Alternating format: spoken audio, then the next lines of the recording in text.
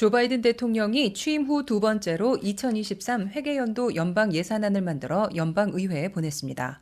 오는 10월 1일부터 시작되는 2023 회계연도의 바이든 연방 예산의 총 규모는 5조 8천억 달러로 책정됐습니다.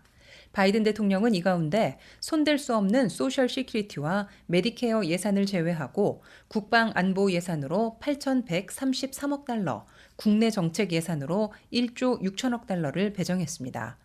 펜타곤이 집행할 7,730억 달러를 포함하는 국방 안보 예산 8,133억 달러는 현재보다 310억 달러, 4% 증액하는 것입니다.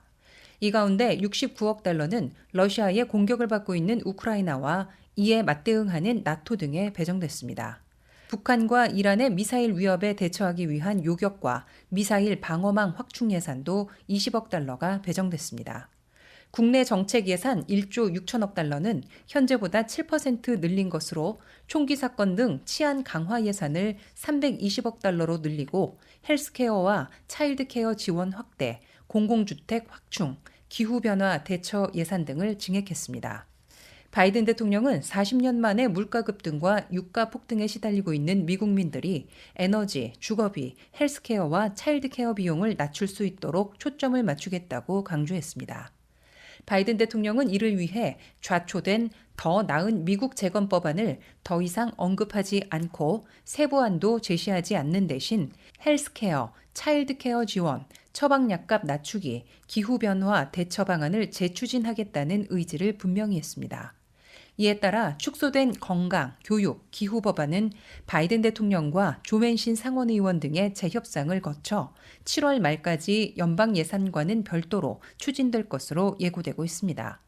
바이든 행정부는 새 회계연도 예산을 의회에 제출하면서 미국 경제의 전망치도 내놓았습니다.